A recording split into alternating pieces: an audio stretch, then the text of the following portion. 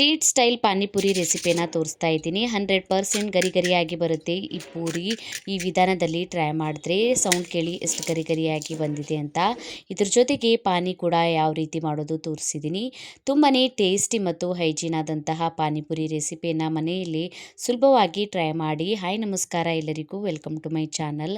ಪೂರಿ ಮಾಡೋದಕ್ಕೆ ಮೊದಲು ನಾನಿಲ್ಲಿ 1 ಕಪ್ಪಷ್ಟು ಸಣ್ಣ ರವೆಯನ್ನು ತೊಗೊಂಡಿದ್ದೀನಿ. ಸಣ್ಣ ರವೆಯನ್ನು ಸ್ವಲ್ಪ ಮಿಕ್ಸಿ ಜಾರಿಗೆ ಹಾಕ್ಕೊಂಡ್ಬಿಟ್ಟು ರುಬ್ಕೋತಾ ಇದ್ದೀನಿ. ಜಾಸ್ತಿ ಪೌಡ್ರ್ ಏನು ಮಾಡ್ಕೊಳ್ಬೇಡಿ, ಸ್ವಲ್ಪ ತರಿ ತರಿಯಾಗಿದ್ದರೆ ಸಾಕು. ಈ ರೀತಿ ಟೆಕ್ಸ್ಚರ್ನಲ್ಲಿ ಇರಲಿ, ಜಾಸ್ತಿ ಪೌಡ್ರ್ ಮಾಡ್ಕೊಳ್ಬೇಡಿ.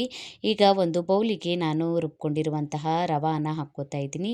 ಇದಕ್ಕೆ ಈಗ ನಾನು ಅರ್ಧ ಕಪ್ಪಷ್ಟು ಗೋಧಿ ಹಿಟ್ಟನ್ನು ಹಾಕ್ಕೊಂಡಿದ್ದೀನಿ ಮತ್ತು ಇದಕ್ಕೆ ರುಚಿಗೆ ತಕ್ಕಷ್ಟು ಉಪ್ಪನ್ನು ಸೇರಿಸ್ಕೊಳ್ಳಿ. ಚಿಟಿಕೆಯಷ್ಟು ಅಡುಗೆ ಸೋಡಾನ ಹಾಕ್ಕೊಳ್ಳಿ. 1 ಕಪ್ಪಷ್ಟು ಸಣ್ಣ ರವೆಯನ್ನು ತೊಗೊಂಡ್ರೆ ಅರ್ಧ ಕಪ್ಪಷ್ಟು ಗೋಧಿ ಹಿಟ್ಟನ್ನು ಹಾಕ್ಕೊಳ್ಳಿ. ಪರ್ಫೆಕ್ಟ್ ಆಗಿರುತ್ತೆ ಮೆಷರ್ಮೆಂಟ್. ಈಗ ಇದಕ್ಕೆ ಸ್ವಲ್ಪ ಸ್ವಲ್ಪ ನೀರನ್ನು ಸೇರಿಸ್ಕೊಳ್ತಾ ಸಾಫ್ಟ್ ಆದಂಥ ಹಿಟ್ಟನ್ನು ನಾದ್ಕೊಳ್ಬೇಕು.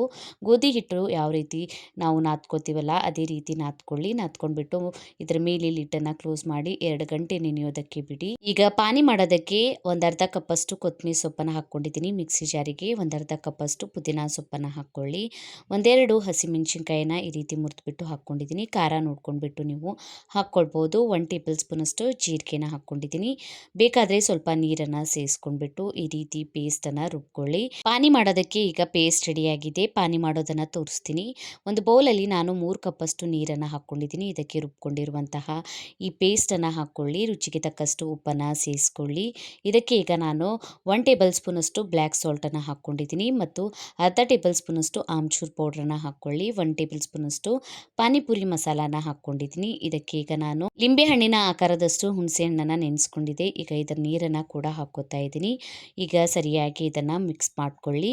ತುಂಬಾ ಟೇಸ್ಟಿಯಾದಂತಹ ಪಾನಿ ರೆಡಿ ಆಗುತ್ತೆ. ಇದನ್ನು ನೀವು ಬೇಕಾದರೆ ಪೂರಿ ಮಾಡುವಷ್ಟರಲ್ಲಿ ತಣ್ಣಗಾಗೋದಕ್ಕೆ ಬಿಡಿ. ತಣ್ಣಗಾದಂತಹ ಪಾನಿ ತುಂಬಾ ಟೇಸ್ಟಿಯಾಗಿರುತ್ತೆ. ಈಗ ಪೂರಿ ಹಿಟ್ಟು ಕೂಡ ಸರಿಯಾಗಿ ನೆಂದಿದೆ. ಇದನ್ನು ಸರಿಯಾಗಿ ಒಂದ್ಸಲ ನಾದ್ಕೋತಾ ಇದ್ದೀನಿ. ಸಣ್ಣ ಸಣ್ಣ ಉಳ್ಳೆಗಳನ್ನು ಮಾಡ್ಕೊಳ್ಳಿ. ಎಷ್ಟು ಸರಿಯಾಗಿ ನೆನೆಯುತ್ತೆ ಅಷ್ಟು ಸರಿಯಾಗಿ ಪೂರಿ ರೆಡಿ ಆಗುತ್ತೆ. ನಾನೇನು ಹಚ್ಕೊಂಡಿಲ್ಲ.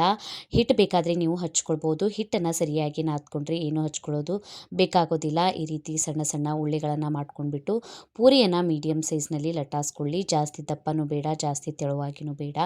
ಈಗ ಎಣ್ಣೆಯನ್ನು ಬಿಸಿ ಮಾಡಿ ಮೀಡಿಯಮ್ ಫ್ಲೇಮ್ನಲ್ಲಿ ಫ್ರೈ ಮಾಡ್ಕೊಳ್ಳಿ. ನೋಡಿ, ಎಣ್ಣೆಯಲ್ಲಿ ಹಾಕಿದ ತಕ್ಷಣವೇ ಪೂರಿ ಉಬ್ಬಿ ಬರ್ತಾ ಇದೆ. ಮೇಲ್ಗಡೆ ಬೇಕಾದರೆ ಎಣ್ಣೆಯನ್ನು ಹಾಕ್ಕೋತಾ ಪೂರಿಯನ್ನು ಈ ರೀತಿ ಸರಿಯಾಗಿ ಕ್ರಿಸ್ಪಿ ಗೋಲ್ಡನ್ ಬ್ರೌನ್ ಕಲರ್ ಬರೋವರೆಗೂ ಫ್ರೈ ಮಾಡ್ಕೊಳ್ಳಿ. ಗರಿ ಗರಿಯಾದಂತಹ ಪೂರಿ ರೆಡಿ ಆಗುತ್ತೆ.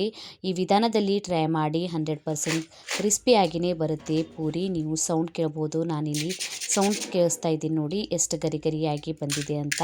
ಟೈಮ್ ಹಿಡಿಯುತ್ತೆ ಈ ಪೂರಿಯನ್ನು ಮಾಡೋದಕ್ಕೆ, ಆದರೆ ತುಂಬಾ ಕ್ರಿಸ್ಪಿಯಾಗಿ ಬರುತ್ತೆ. ಹೈಜೀನ್ ಆಗಿ ಟೇಸ್ಟಿಯಾದಂತಹ ಪೂರಿಗಳನ್ನು ಮನೆಯಲ್ಲೇ ಸುಲಭವಾಗಿ ಈ ವಿಧಾನದಲ್ಲಿ ಟ್ರೈ ಮಾಡಬಹುದು. ಈಗ ಪೂರಿಯನ್ನು ಈ ರೀತಿ ಒಡ್ಕೊಂಡ್ಬಿಟ್ಟು ಇದರೊಳಗೆ ಈಗ ನಾನು ಬಟಾಣಿ ಮತ್ತು ಆಲೂಗಡ್ಡೆಯ ಸ್ಟಫಿಂಗನ್ನು ಹಾಕ್ಕೋತಾ ಇದ್ದೀನಿ. ಹಾಕ್ಕೊಂಡ್ಬಿಟ್ಟು ಕಟ್ ಮಾಡ್ಕೊಂಡಿರುವಂತಹ ಈರುಳ್ಳಿ, ಟೊಮ್ಯಾಟೊ ಹಣ್ಣು, ಕೊತ್ತಂಬರಿ ಸೊಪ್ಪು, ಶೇವನ್ನು ಹಾಕ್ಕೊಳ್ಬೋದು. ನಿಮ್ಗೆ ಇಷ್ಟ ಬಂದಂತಹ ಸ್ಟಫಿಂಗನ್ನು ಹಾಕ್ಕೊಳ್ಳಿ. ಪಾನಿ ಕೂಡ ಸೇರಿಸ್ಕೊಂಡ್ಬಿಟ್ಟು ಟೇಸ್ಟಿಯಾದಂತಹ ಪಾನಿಪುರಿಯನ್ನು ಸುಲಭವಾಗಿ ಟ್ರೈ ಮಾಡಿ. Thank you for watching.